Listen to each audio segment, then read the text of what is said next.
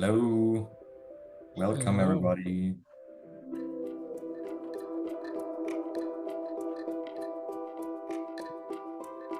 Great to see you. Hello.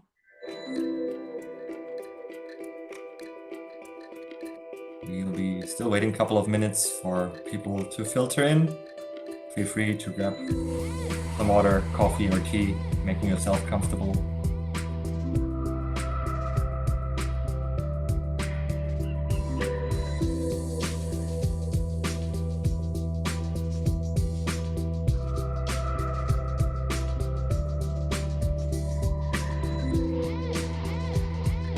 Welcome.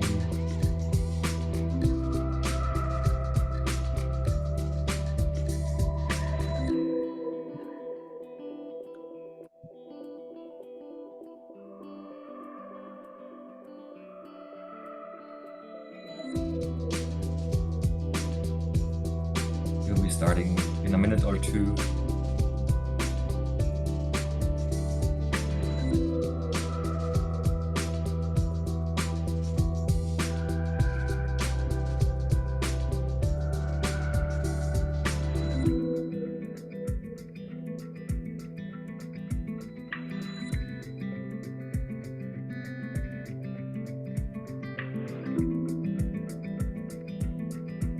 Where are folks joining from?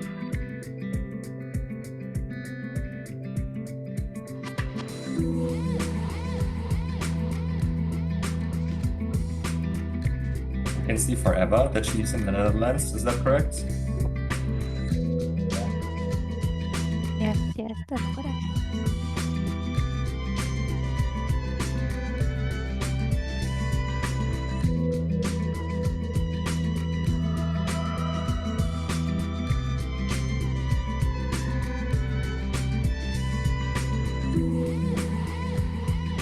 Oh, hello, Bramble. I know this face. Good to see you, Saya. Good to see you as well. What a major haircut. Was about time, yeah.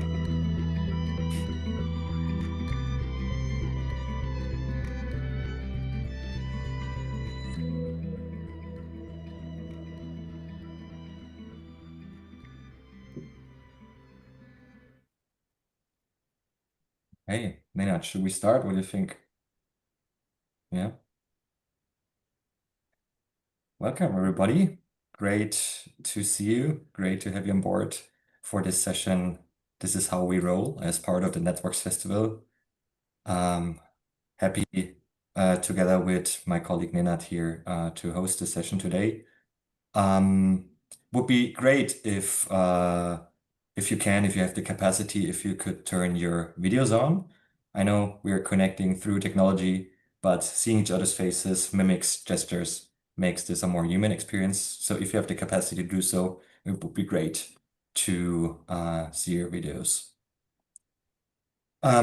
Yeah, today we're gonna explore the concept of working with roles and how that relates to dynamic leadership, how that relates to autonomy, how that relates to participation within the organization. This is not like really a workshop, it's rather a show and tell session. So please enliven it with your participation, with your questions, with your challenges. Yeah, to have this a richer experience based on what we bring here to this table together.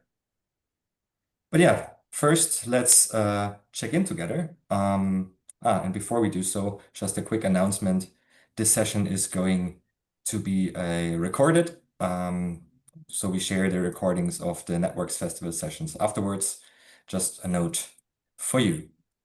Yeah, so we'd like to check in together. So Nenad is inviting us to a breakout in a second. So you're gonna meet three strangers or maybe strangers in a breakout in brief, answering those two questions here. Why are you here today? And what are you curious about? So those two prompts are an invitation for you to speak about in your breakouts in the next couple of minutes before we're going to start here in plenary with the session. Nenad, are we ready? Okay, let's go. Groups of 4 subgroups of 3.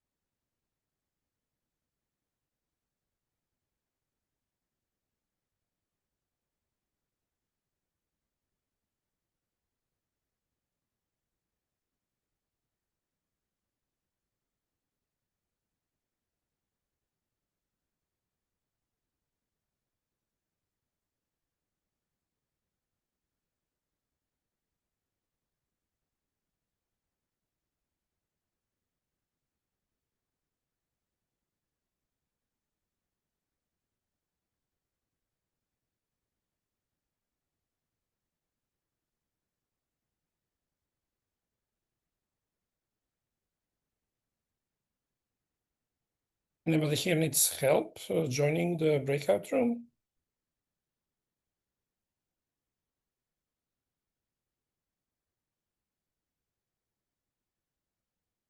Thank you, Irina. Clear. Candace, are you here with us?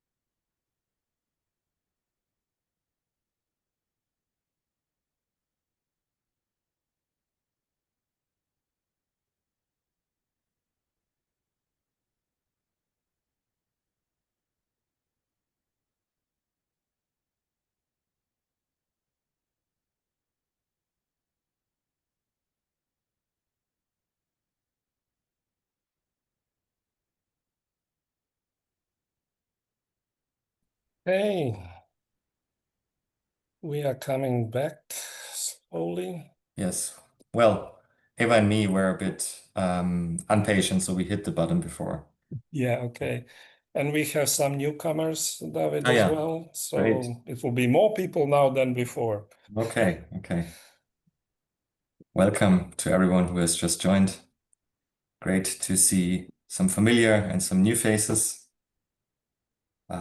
Yeah, as I was sharing before, if you have the capacity to turn your video on, that would be amazing, so we can see each other's faces. And I think we have about 15 seconds until everyone will be back.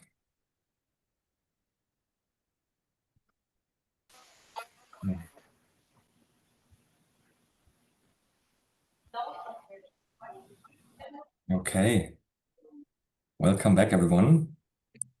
I hope you had a good conversation with potentially random folks around what brought you here and what you're curious about regarding the topic at hand, working with roles. And to have a moment here together as well, to land into the theme. I guess many of us share this experience of having had a job title in one point in our lives. And yeah, I'm curious about and want to share with you and would invite you to share as well what is or what was your current or last job title and what does it mean to you or what did it mean to you? So I'm inviting us to put the answer to that into the chat. And don't hit enter yet. We're gonna hit enter all at the same time and have a look around our share experience around job titles.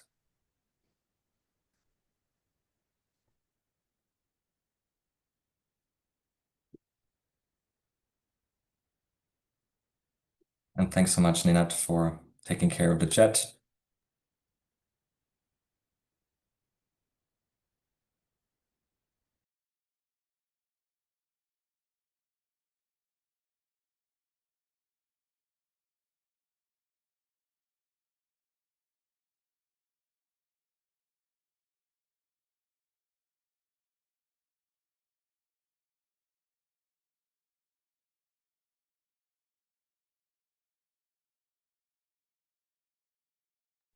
And maybe you could give me a quick show of thumbs if you have your answer. I see you, Francesca. I see you, Lauren. So let's give ourselves a couple of seconds. Yeah, thank you, Kadri. Thanks, Olivia.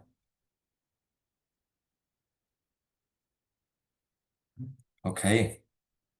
On the count of three, let's push enter and see what we got. 1, 2, 3.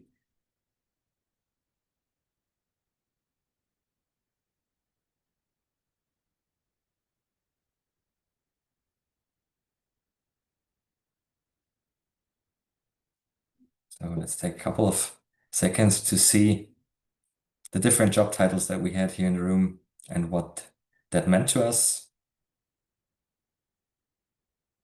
Freedom.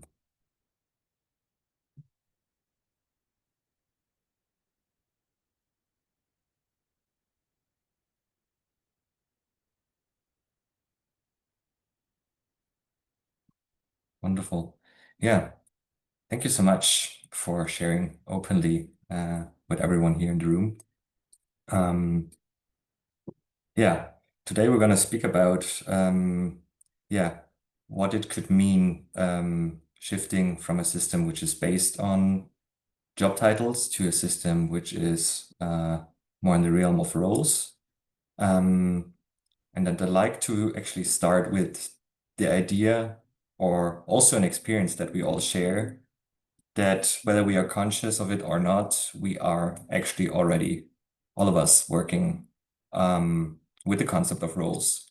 Maybe not so much in professional life, but at least each of us in our private lives.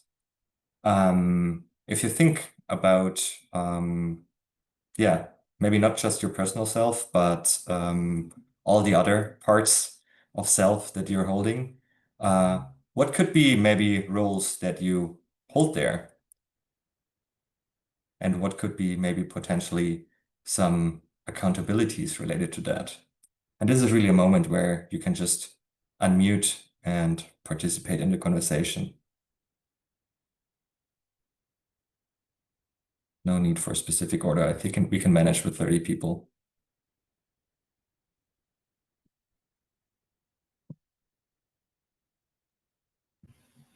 I'll go ahead.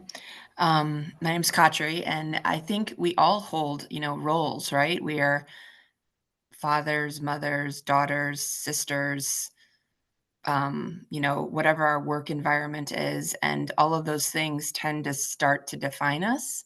So I think it's just, what do we want to hold on to as the role, or do we want that definition? Yeah, thanks for stepping up, Katri. You maybe want to pick one of the roles that you're holding and share a bit what you see as your accountability holding that role. I don't know. I'm kind of in a weird spot right now of roles. I think maybe it would be sister, probably, Okay. and family dynamics, trying to deal with things within those roles, which are challenging when you're dealing on that personal level, as well as I have some professional relationship with them. So that's, I think, where I'm kind of at, where I hold it. Thank you so much, Katri. Tees, I saw you unmuting. Do you want to share? Right. I wanted to say the same. I'm primarily a father. Yeah, I'm also a husband.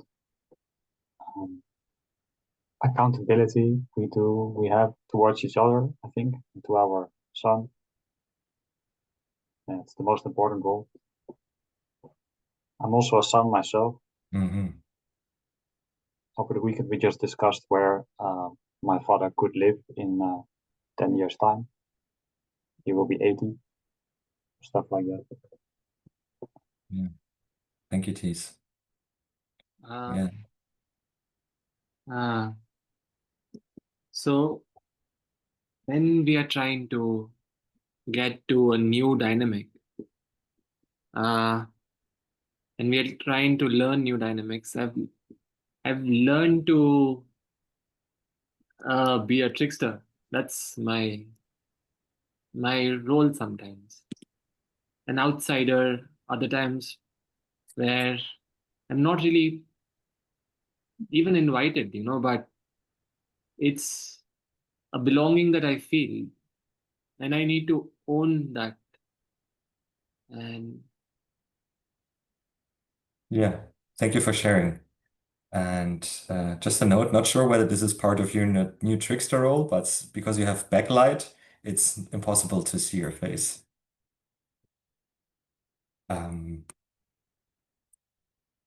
Yeah, so as you have pointed out, there are some roles that we might have chosen. So hopefully, Tees, you have chosen your role of husband, but there are other roles that we cannot choose, like being a son, for example, right? But for all of them, it's a question of like how we want to assume them and to what we see as accountabilities in there or not. So yeah, thank you all for sharing openly. What I would like to do now is to give a quick overview of why Greaterthan thinks it's valuable to think about the concept of roles, especially in organizational dynamics, and what we see as relevant there. And yeah, we like also to give you an insight in how we apply this within Greaterthan as an organization. And then we have, plenty of space to share our experiences, maybe also challenges that we hold and share around them.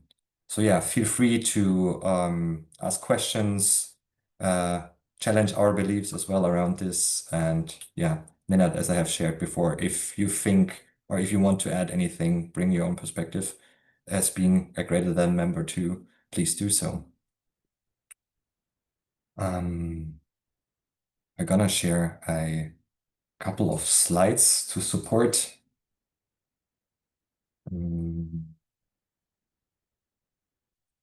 Okay.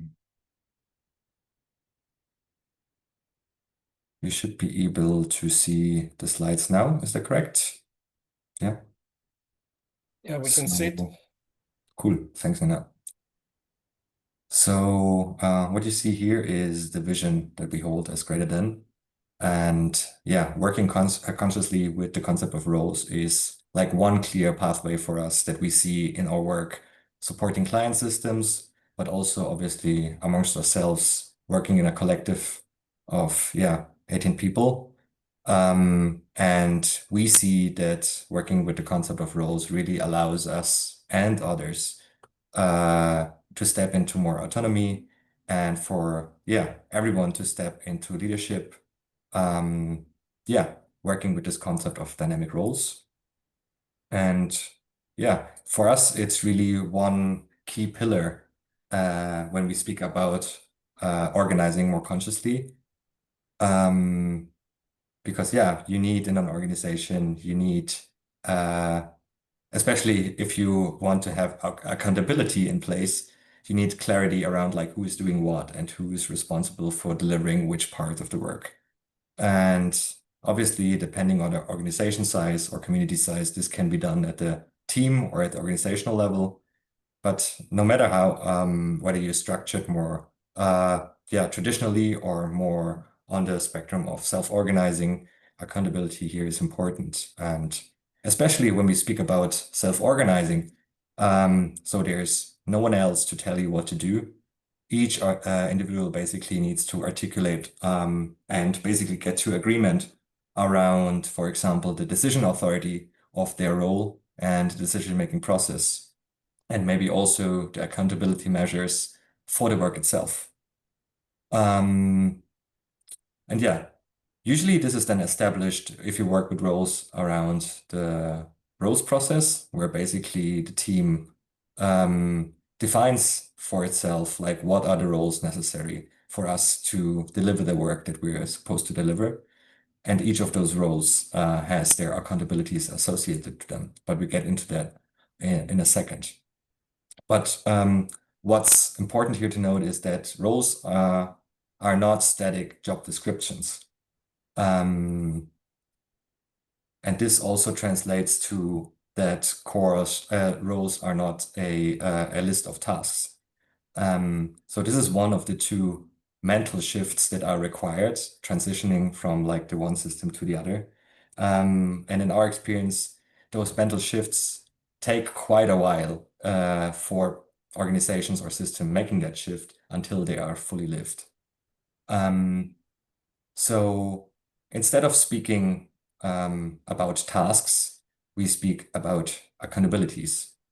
I think this is pretty obvious when we speak about like the personal roles that we are holding. I don't know, some of them have been mentioned before, right? Whether this might be father, daughter. If I hold the role of father, it's my accountability, obviously, to feed my child, right? But it's not really clear how I am supposed to do that. So instead of like having this task list of saying like 3 meals a day containing rice, beans, or whatever not, I have the accountability that my kid is fed with nourishing food, for example. There's a difference between accountabilities and tasks. And this really allows for this autonomy and stewardship elements because we're not focusing on like the details on what exactly needs to be done, but we focus on the outcomes. So we ask ourselves, what are the outcomes that this role enables? So we have quite a lot of freedom in how this outcome is achieved.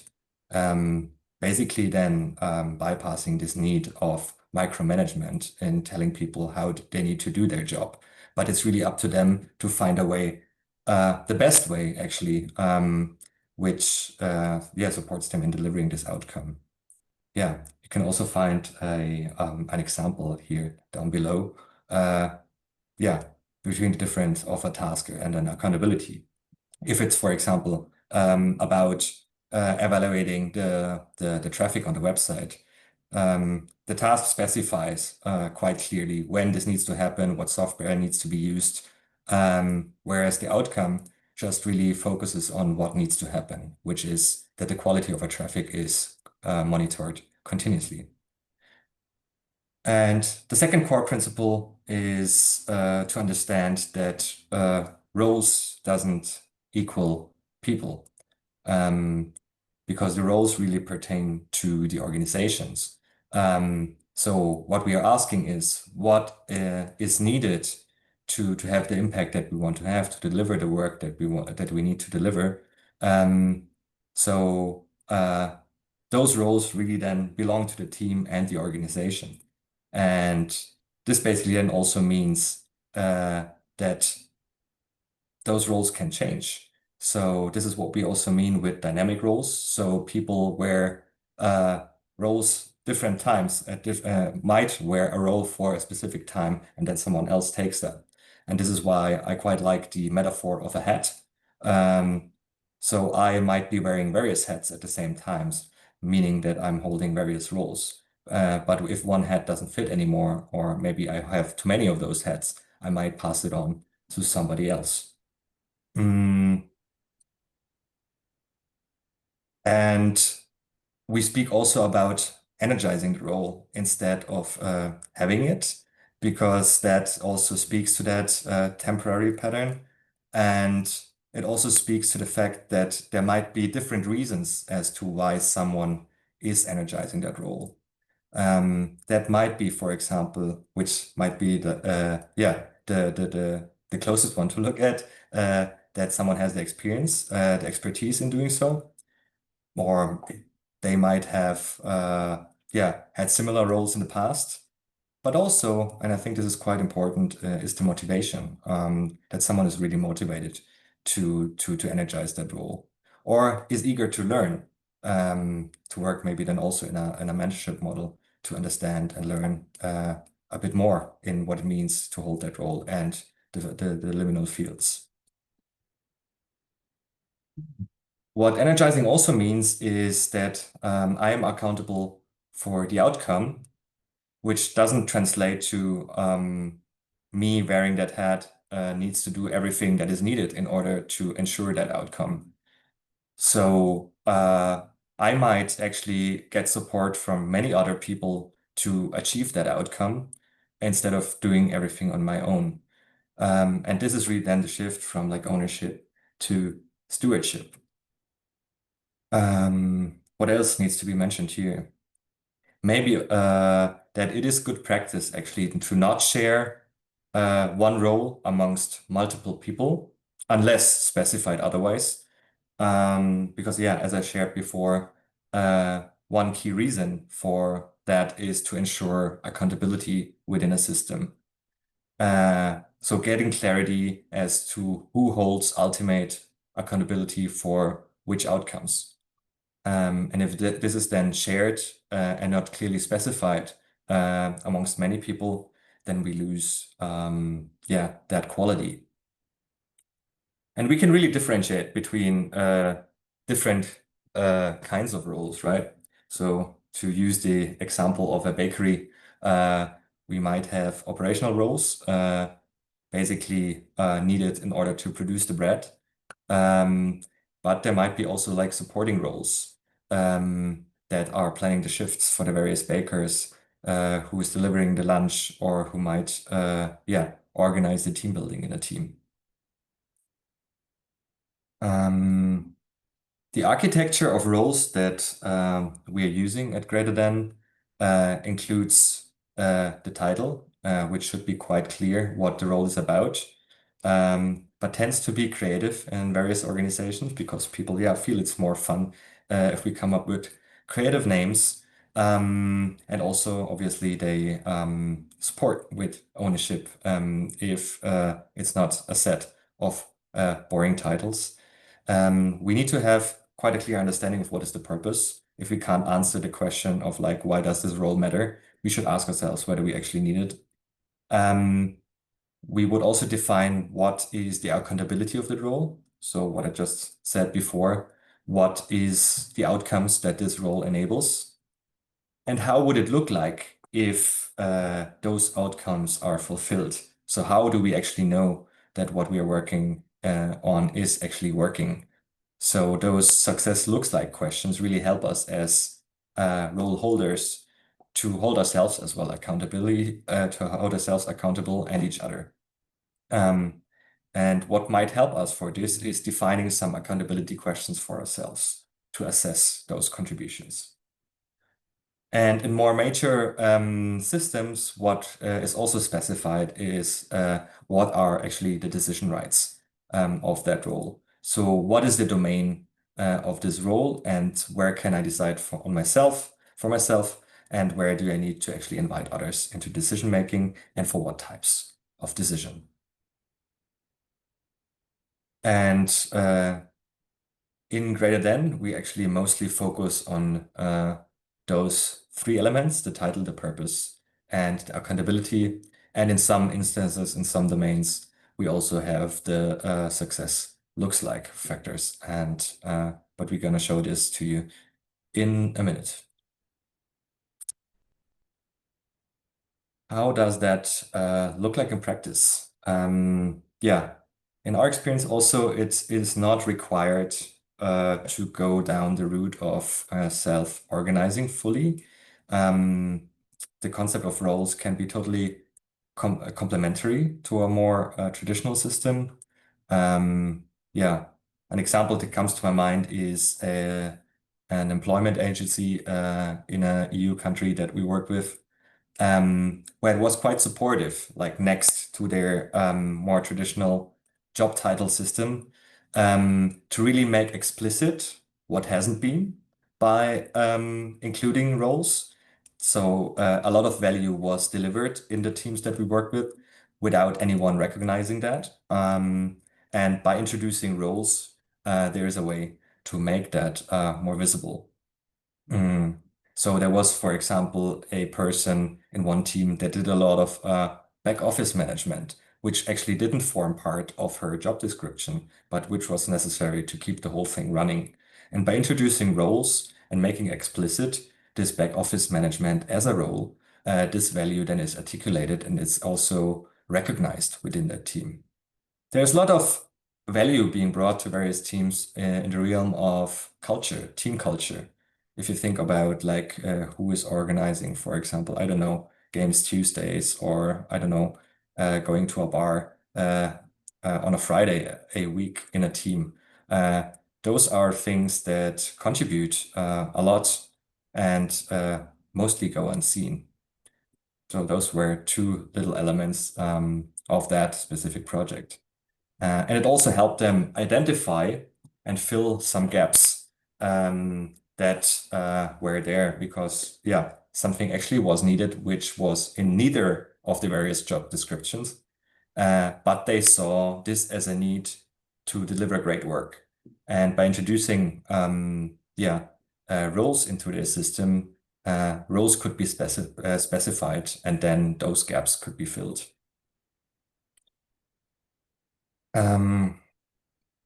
Another example, some of you might be familiar with Buurtzorg, an organization, a teal organization, originally from the Netherlands, in the field of care. And they work in teams of, around 8 to 12 people, I think. And those teams are heavily based around roles. And every team member has a main role, which in this case is doing the care work, but also is invited to hold another role, which can be the infrastructure role, the informant role, the developer role, the planner role, the team agent role, or the mentor role. So those roles are then distributed within the team. And you don't energize that role forever, but in a regular manner, like twice a year or once a year, those roles are being redistributed. which obviously then helps understanding each other a bit better, putting each other into each other's shoes, so to say, knowing what it means to hold that accountability, and understanding obviously what it takes to deliver the work in a self-organizing team. Unfortunately, I cannot see you while I am sharing my screen, so I'm also not seeing the chat. So please just interrupt me or shout out if there is a question or something is unclear. So roles at Greaterthan. I think it's important to give a little bit of context, just to understand what is the context that we are operating in, because this might be quite different from other organizations. And when you work consciously with roles, I think it's quite important to acknowledge that the context that you're operating in. Greaterthan is a service company, so we work towards a vision by offering services to clients, which is consulting, which is training, which is facilitation. We are organized as a collective, which means that Greaterthan doesn't have employees. And we are organized with this concept of some persistent roles, which means we have some roles that are that are kept persistently, and I'm happy to share an insight into that. Let me just briefly. Maybe just to add while you are getting ready for that. Yes. That connects to the previous part. One important principle in Greaterthan is that roles are emergent, and we don't do much of a planning or designing roles in advance. When a change is needed, then we clarify and define roles. A good example of that was some time ago, one of the members went to a maternity leave. And while we were preparing for that change, there was a lot of work of clarifying what that member was doing and what roles that could be defined as somebody else taking on. And that's an example how roles are emergent in Greaterthan. Yeah, thank you for that addition, Nenad. And there might be even just some very temporary roles where we define a need for a very specific time, as for example, someone going on maternity leave, and there might be a supporting role needed for that specific time, arranging all of what Nenad just have mentioned. So this role would then basically just exist from that moment where this need is identified until when it's fulfilled. For example, one person going on maternity leave. So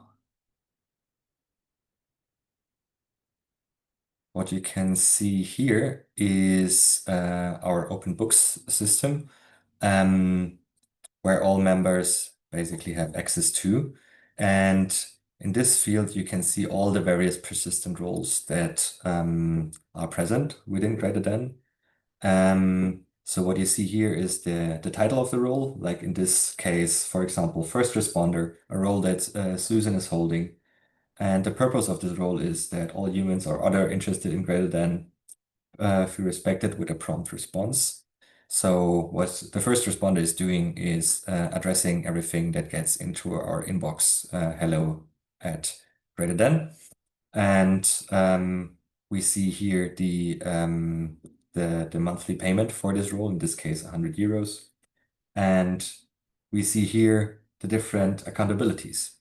So the outcome that is expected from this role is that all emails are addressed and that the inquiries are answered in a timely manner, either by responding themselves or forwarding it to the right person. And success looks like if that happens within 48 hours. And you see here there's quite an extensive list of the various roles, persistent roles that are present in the system. And you can also see which domains they belong to. Anything to add here from your perspective, Nenad? You're on mute. Yeah, there is interesting question from Raul in chat. How do you keep compensations fair within those dynamic roles? Important to know that we don't have employees. We as members basically share tasks that are needed to be done. And our main work or income comes from client work. So sometimes some of these roles are done on an unpaid basis. Sometimes there is some minimum compensations. So it's different depending on what kind of organization that is. Anything to add to that answer, David? Yeah, maybe also to differentiate that the persistent roles really are there as a scaffold to keep our organization running. So basically everything that needs to be in place for a collective greater than to maintain itself. But obviously there is more to do. I mean, we are not like exist to organize ourselves, but to actually deliver the work. So within the work that we deliver, the projects, obviously there are also existing roles. And I'm happy also to share an example with you of that. So another tool that we are working with is the Happy Team Protocol. Just as a side note, this is something we've basically found valuable in organizing ourselves. So what does it take to be a happy team? And basically the structure that we call Happy Team Protocol helps us doing that. But within there, we have a team agreements, as you can see here. And part of this is also the roles. So to clarify, who is holding which role in the delivery of that project. So here, for example, you can see the larger areas that had been present in this specific project, which was some consultancy for Centrifuge. So I was responsible for running the SMO Academy. Susan was responsible for the coaching and so on. So also within projects, you can have roles identified to hold ourselves, but also each other accountable, and just to make sure that nothing is falling through the cracks and that we are delivering great work. Another question from Joanna in chat. Have there been instances where roles are not taking up? And if so, what happens? That's an interesting question. Yeah. Great question, Francesca. So I think in the first step, obviously, we identify that there is a gap. So we find that something is not running well or that something might be needed. And by doing so, we might create a role around that. And obviously, there is maybe less desirable roles to energize. And what usually happens is that there is a conversation in the team if there's no one, for example, volunteering immediately for that specific role. And if that happens, as members, as we all accountable for stewarding the organization, we have a conversation around like, okay, what does this signal tell us? And if the signal is no one wants to energize that role, what needs to be done in order to, basically get done what needs to be done, right? This might be, for example, due to capacity, as in like no one has the capacity to hold that role. That might be because maybe there is no clear incentive. There might be various reasons around that. But first of all, we are having a conversation as a collective if that happens. Does that answer your question? Yeah, thank you so much. Yeah, you're welcome. Okay, questions are coming in chat. Yeah. David, if you would like to Yes. pick the one. So happy to share the Happy Team protocol in the follow-up.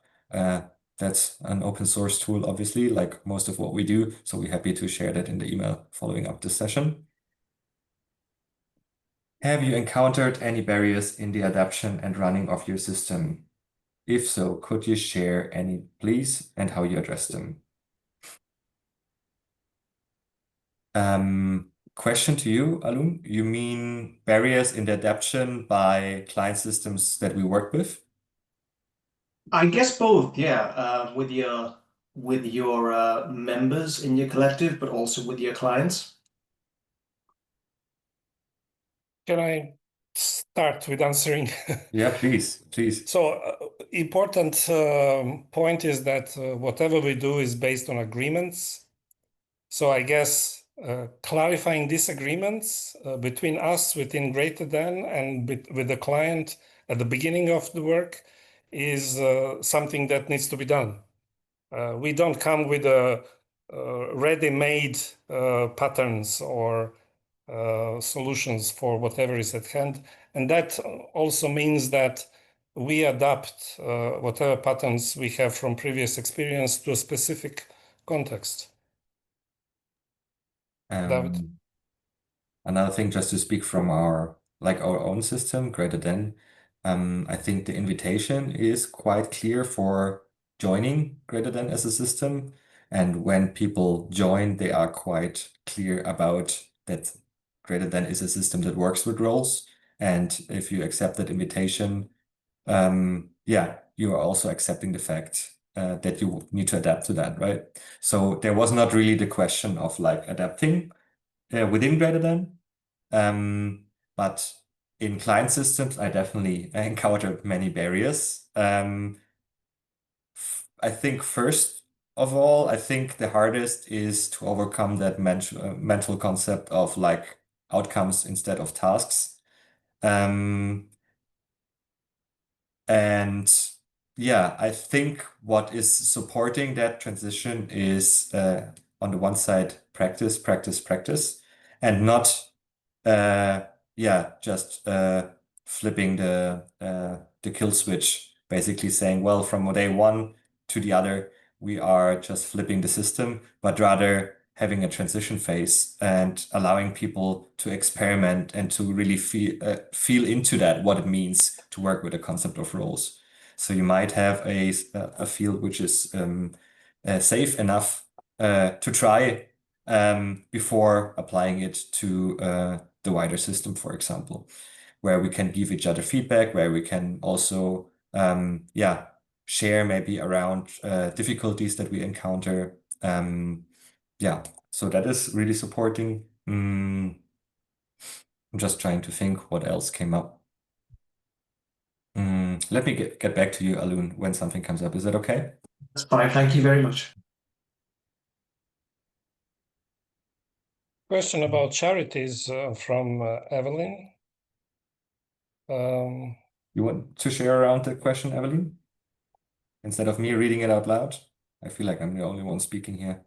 Yeah, of course. Can you hear me okay? We do. Sure. Yeah, it's just around, how this work might apply in a charity scenario where there wouldn't be kind of like additional incentives, like in the traditional sense, to take on a new role, and what the kind of benefits of having Dynamics role would be for both the charity and also the individuals. So I have a clarification question for you, Evelyn. Are you talking about charity in a context of where people are contributing voluntarily? Sorry, no, just like an NGO. So like we don't make money, we fundraise money and then do environmental work with that. Yeah. So we're not being, there's not additional income coming in. Yeah. It's set funding. So I don't think the mental model is different in that construct. You have a budget that you work with, right? From which a part is required to pay people to deliver what is needed to have the impact that you want to have in that charity. And you can do that either by having fixed jobs with associated compensation, or you can have it a more dynamic way, working with roles. Yeah, I would add that it's an organizational design choice and not all designs are appropriate for all contexts. The main difference is do you want to self-organize as an organization and have people or employees in organization operating as peers? Or do you want to keep managers that are organizing the work of those people? These are two very different patterns, and you need to apply roles in a different way in these two patterns. Yeah, I suppose it's just like most of the examples I've seen in this sort of like self-managing style team, none of them have been in charity. So I don't know whether that's a kind of just the nature of how charities tend to organize themselves, or if it just doesn't apply. Like, Well, I can say that we are a hybrid organizational entity. We are both a for-profit and non-profit organization. We have two legal entities. So I guess it can be applied in a charity sector as well, depending on how you want to, what kind of a culture you want to develop. David? Yeah, and I can just confirm that like one of the last clients we worked with was a charity wanting to implement that model and did so for parts of their teams. And that brings me also to another challenge, Alun, that we experienced. Really this fear that came up associating roles to money. And since money brings up a lot for people, there was an anxiety of like, what happens if we transition to roles fully, and if each roles have a dollar sign or a euro sign attached to them, and what does this mean for my monthly paycheck? So what I was observing in some organizations is a transition phase where there was, for example, a monthly baseline for everyone, which was independent of any role. And then part of the role was supplementing the monthly payments, for example. So working actively with the theme of money when there is compensation attached to roles is something important, I would say. Yeah. Just looking at the chat, is there a process? Yeah, I think that's connected to that question that I was going to ask David, which is, I can well imagine in a lot of the systems that I work with that, there might be at the end of the month, maybe you're on the hook for managing communications, and you just for some reason didn't manage to get the comms out that you're accountable for that month. Do you still get your monthly payment in that case and kind of people maybe let things slide? Or is there some kind of process for really reviewing? Has somebody done what they've committed to do in order to justify that payment? Great question. So I personally would see those accountability questions and success factors not necessarily as a way to control people and thus making their payment dependent on fulfilling that, but rather a way to help us delivering great work, as in like what are feedback mechanisms that we can put in place in order for us to grow and learn, but also hold each other accountable.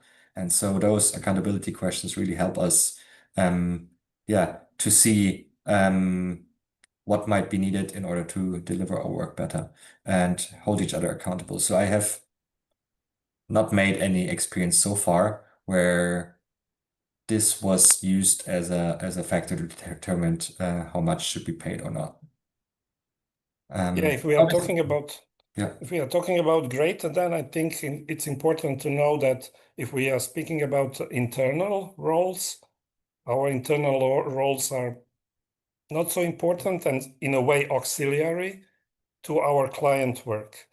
And when we are doing client work, we have also specific money practices. For example, happy money story, and also something that you will be able to see if you join the session about pay tomorrow. And happy money story is essentially facilitated process when a team that delivered a service is distributing money after the work is delivered. Based on contributions and also based on the needs. It's a actually quite regenerative process, and not at all conventional in a way that you have this to do and you have that much to be paid, and if you deliver, that's it. We don't do it that way. And also in this case is, for example, this is quite detached. So while I might hold various roles in project delivery for that client, there is no money associated to those roles, but the payment will be dependent on the outcome of the happy money story that Nenad has just outlined. Yeah. Just final clarifying question. How frequently do you ask those accountability questions? I think that really depends on the context and the frequency. So in systems with a higher metabolism, it is required to ask them more frequently. But there might be contexts with a lower metabolism. Think about, I don't know, a small volunteer-run NGO with volunteers in the team, where it might be, less frequent if there's not like a high intensity of collaboration, for example. Yeah. And also, there might be not just a standard procedure of like a rhythm where you ask yourself those accountability questions, but it's also an invitation for each other to hold ourselves accountable. If I know what your role is, Saya, and I know the accountability questions around there, and I have a sense that something might be off or not, I can just have a look and check for myself. Am I just projecting, or is there a signal that I'm seeing that something actually might be off? Which is an invitation for me to, have a conversation with you, Saya, to get a see at like, what is your perspective on this and what is mine? And since those accountabilities are defined together, so you as a role holder would make a proposal of like, what do you see as your accountabilities? And we would then agree on them together. This is quite supportive in my experience. Yeah. Yeah, there are some more questions in chat. For example, about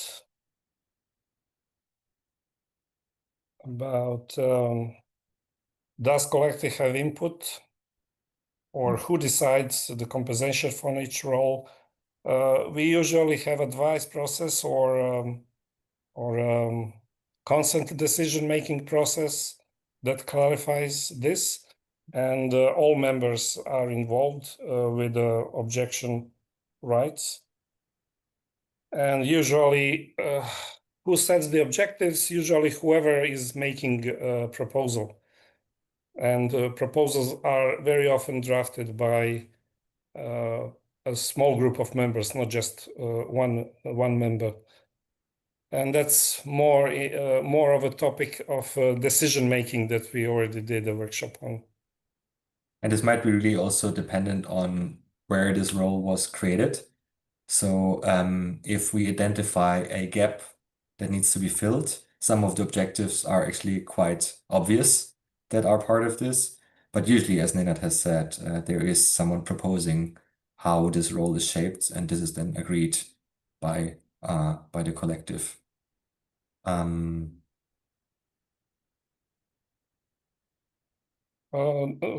Saya, your last question. Collectives are not a legal entity. This is how we call ourselves, but legally we are British or English company, LTD, and German non-profit association.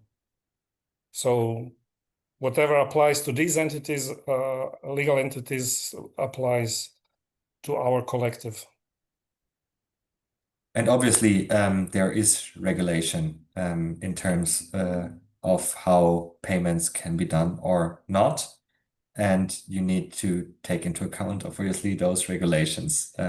But I've seen organizations being able to work both in line with their regulations and with the concept of roles. For example, I think in Spain, this is the context of Spain, it was possible to do it in a model where you have a fixed baseline plus, for example, fixed compensations around roles as a payment model, which is in line with legal requirements. Yeah. But it's very hard to do a generic answer to that because, yeah, they're also different. What does it feel like to be between no doubt and not even a possibility? Can you say more to that? Yeah, it just feels like the Tao that can be named is not the Tao. I'm just thinking about that while the paradox of it all while I'm listening to you speak, because you're also feeling into it and you have gotten there. So I was inspired by those questions, of this not being a possibility for getting to go work together, and to the point of no doubt this is the way to go forward. So how does it feel between the two for you? Yeah, thanks for offering that question and offering it to us. Mm, To me, it feels like any other conversation. It's just a life. Life is like that. You have situations that you need to discuss between these two polarities, and you make agreements with fellow members, including about roles. yeah, to me, this feels like very alive and working with the complexity that we have in a conscious way. And oh yeah, so many things come up. Mm,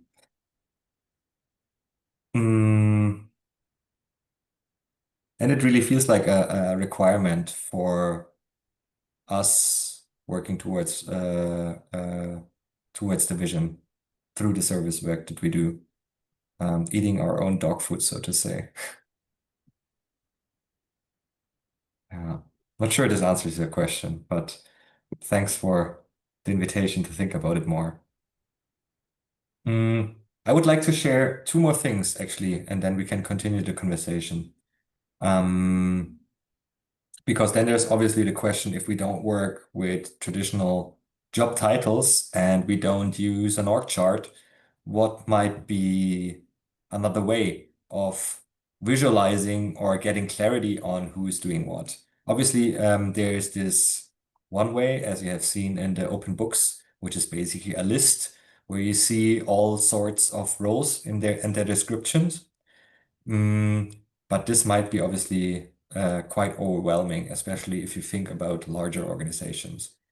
And another thing that we experimented with is a different way of visualizing the organization based on roles.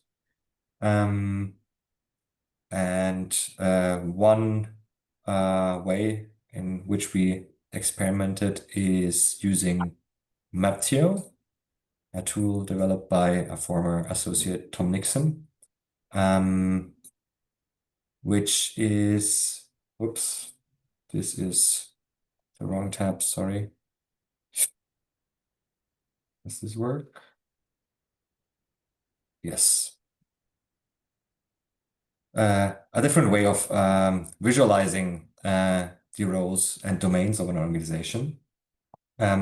This is currently not being maintained, so some of this information might be outdated, but basically you see all the members of the organization in this chart and the various domains of the organization. And in this case, for example, let's look at the persistent roles, the heartbeat, as we call it, what is needed to keep the blood pressure up, so to say, in the system.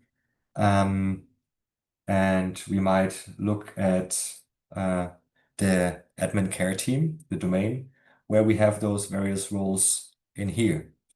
So let's look maybe at this role held by Nenad, the role map steward, which was an unpaid role, and with the accountability that the roles map is up to date.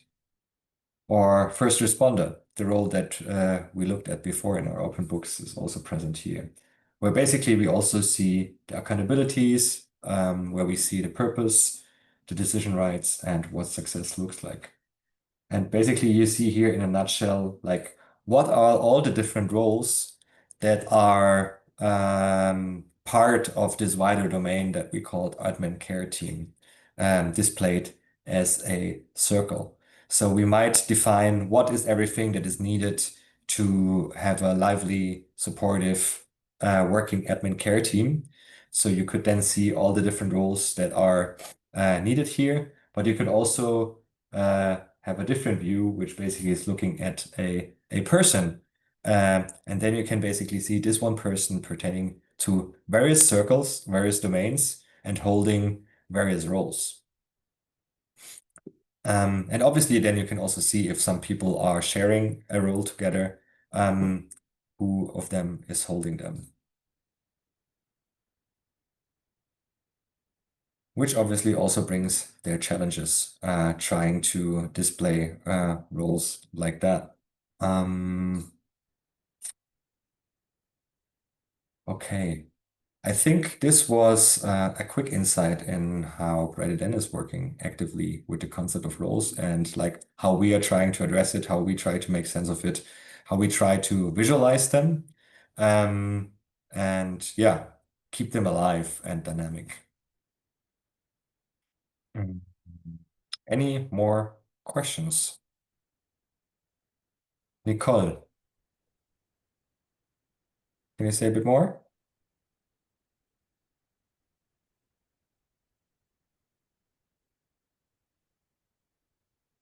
If not, I'm also happy to read I out. can speak easily. The question was just what are the components for considering unpaid versus paid? Good question. I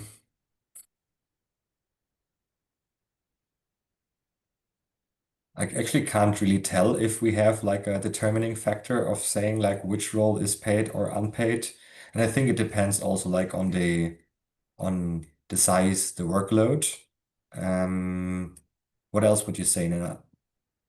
Yeah, so What made you make this Maptio maintenance role unpaid, proposing it unpaid? well, I need to explain that we are currently not using Maptio for various reasons, but at the time my motivation was that I wanted to learn how to use Maptio, and there was really not much to do, so it was something I volunteered. So a consideration could be, are there people willing to take it on without pay? Another consideration could be, is there available budget for work that needs to be done? And also, what is the workload over time? If it's more important and it needs to be done consistently over a longer period of time, then probably it will be something that we will agree it's a paid role. If it's not that important and it's a short period of time, very often a member just takes it on as unpaid work. Thank you. Maybe not only like the time that is necessary to fulfill the accountabilities, but also the value for the organization. Bye-bye. Hey,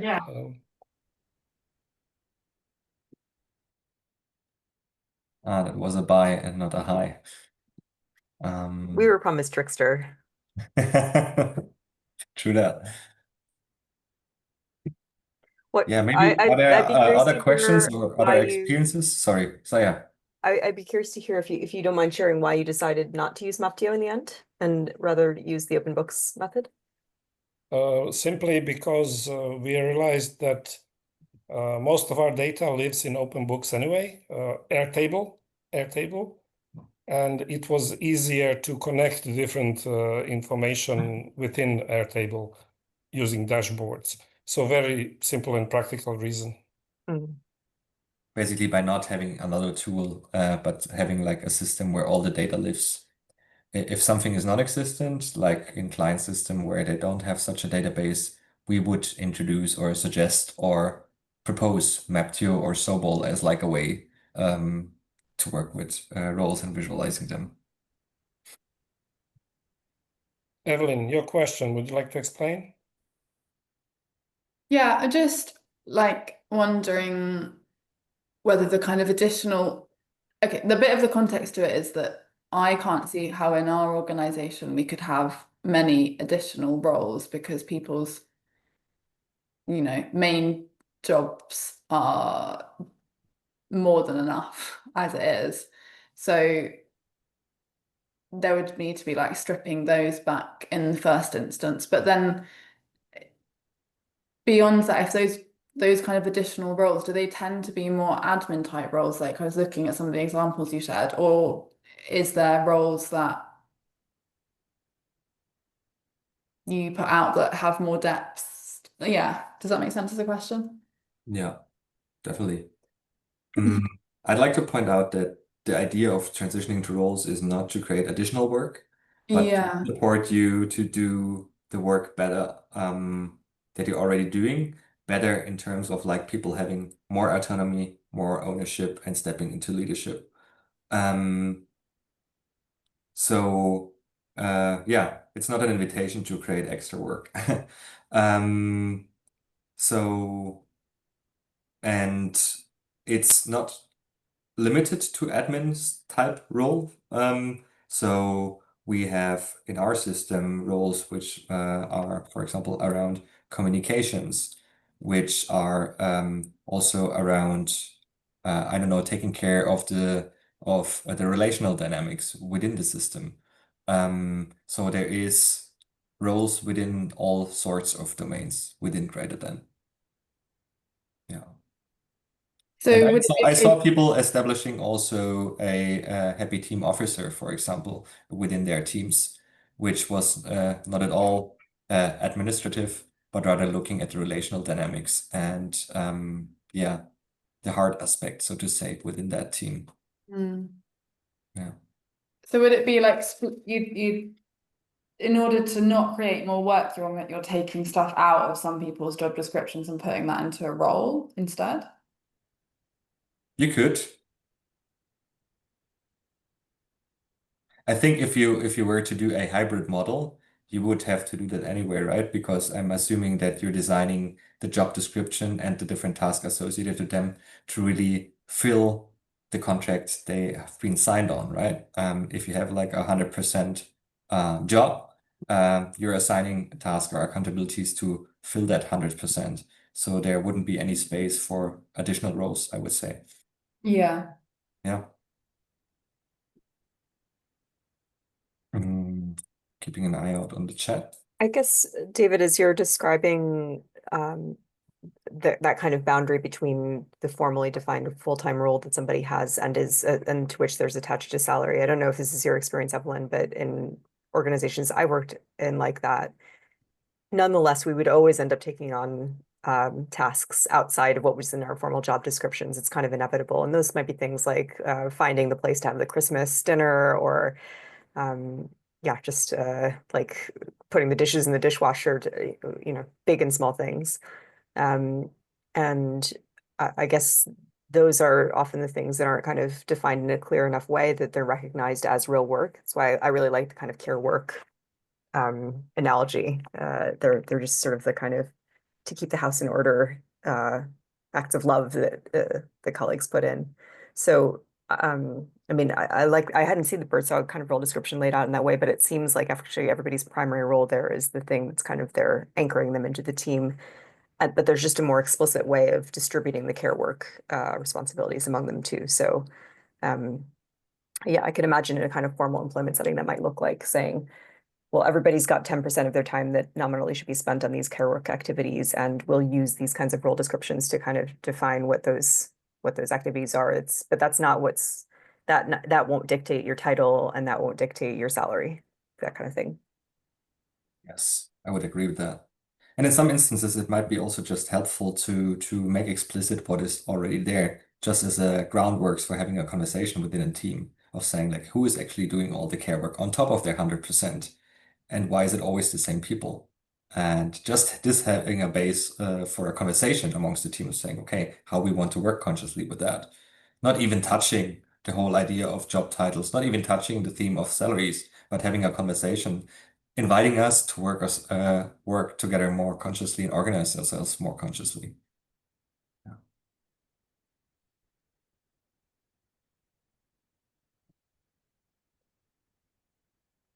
I would love a tour of your infrastructure.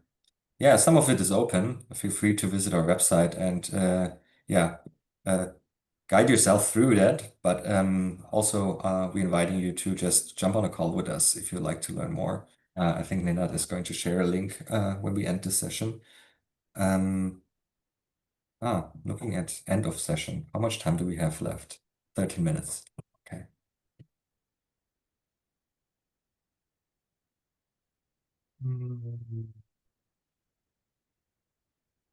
But maybe what's your experience? Did some of you already experience with the concept of roles, have worked in client systems or your own systems with similar concepts? What have you encountered as challenges, difficulties?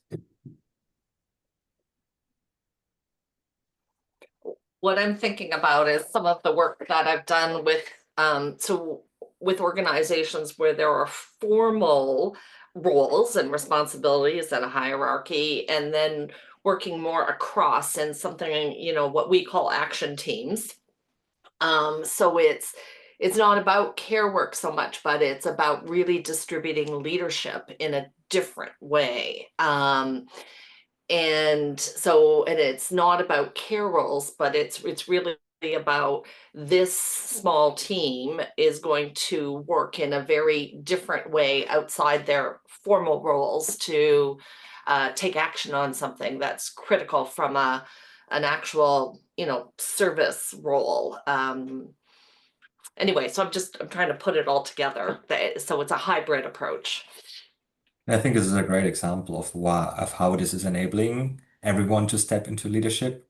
Because in a formal structure, I might be a follower, so to say, in a team. But in a different context, maybe in one of those action teams, I'm holding a role. Leading one of the areas that are key to the success of this team, where someone who in another context actually is my former leader, so to say, in a mandate position, but in another context, I'm invited to step into my form of leadership, which might be based on my motivations, my experience, my eagerness to learn, and yeah, thus allowing every one of us to step into our own leadership. And because it's in our experience really the context that defines how much or less we are able to lead together. Yeah. I think one of the challenges, I'd be curious what others experience, but is trying to implement this type of approach in a union environment, right? Where roles are very explicitly defined, and that can be one of the challenges in my experience.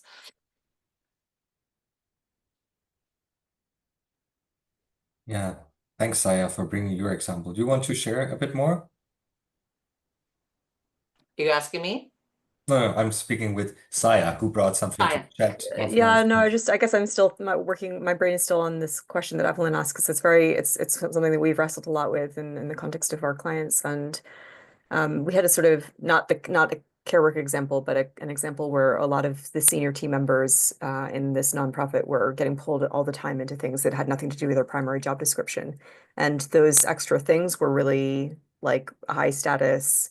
People respected the work, and it was directly commissioned by the CEO. It just was very lumpy. So it didn't have anything to do with who they reported to, didn't have anything to do with kind of their main title. So we needed some way to kind of allow them to be recognized for that wasn't going to disrupt the thing that caused a lot of pain for their structure process, which was dealing with the German and French Works Councils, hence my question earlier. So there, what we found was, because of the kind of the way that they were regulated, we need to be able to define some kind of primary role. So then that role, we just need to define some kind of workaround where within that role, there could be kind of a built-in like pot of time that they could spend in some ways that we could define to the satisfaction of Works Council without being so prescriptive that, every time CEO wanted them to go on a kind of a special mission for them, it became a whole conversation about whether, that this is going to be a promotion and like, did they get a new title or business cards or anything like that. Yeah, thank you, Saya. And thank you also, Nicole, for your comment. And just reading it out loud. I find it challenging to help people groups detach from the shame blame that often accompanies the fossilized remnants from capitalist hierarchical structures.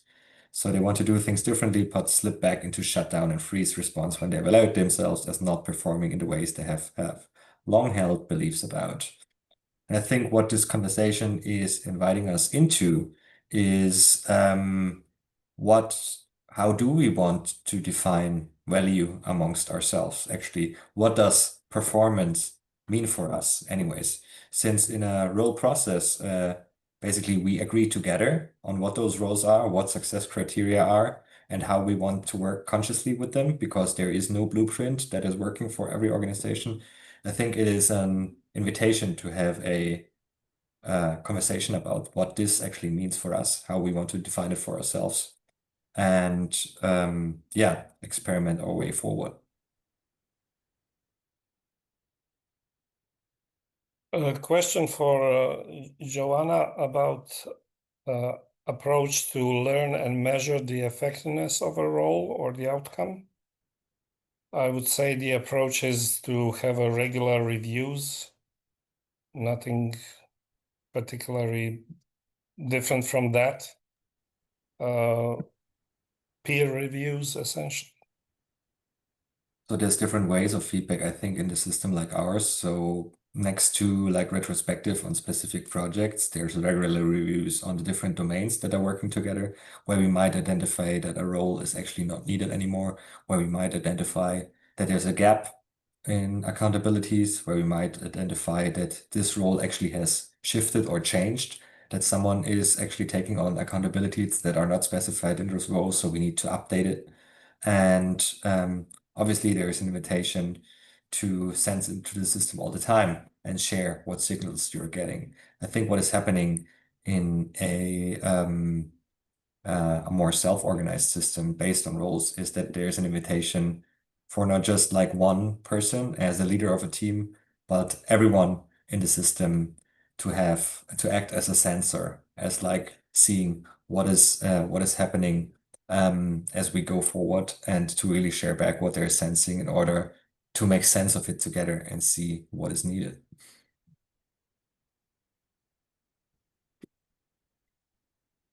Six minutes to go. I want to stick to the time that we agreed with you to show up. So Nenad, over to you. Yes, if you could share I'm pasting some links, but if you could share the slides, please. I have some difficulties here with my browser. So we are working with the Fito network to deliver this networks festival as a joint venture, and we rely on contributions within capacity from our participants. And there is a link in chat where you can contribute if you want to support us becoming sustainable. You can also join the session tomorrow that is quite interesting about a different way to do pay. And there is a link to the remaining network festival sessions. This is our last week. And if you would like to connect either with David or me or us on LinkedIn, you can reach out there or through our website. And we have a number of programs that you will be able to join this autumn. This will be communicated with you in a follow-up email. And that's basically it for today, I think. Thank you, Nenad. And yeah, thank you all for joining us today and for making this a rich, lively session. I think we explored together quite a bit around what it means or could mean working with roles consciously. And yeah, what have we planned for checkout, Nenad? Chapter 4, maybe. Okay. So let's maybe close like we have started with by sharing in chat one thing that you're taking away from today.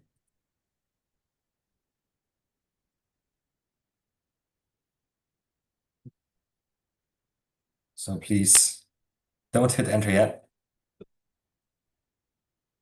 And we're going to use this as a checkout for today.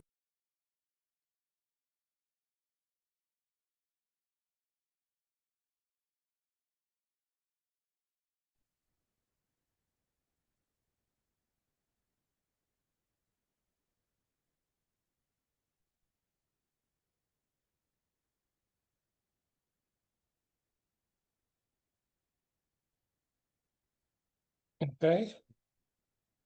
Maybe signal if you are ready.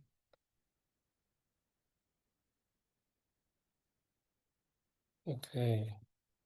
3, 2, 1, go.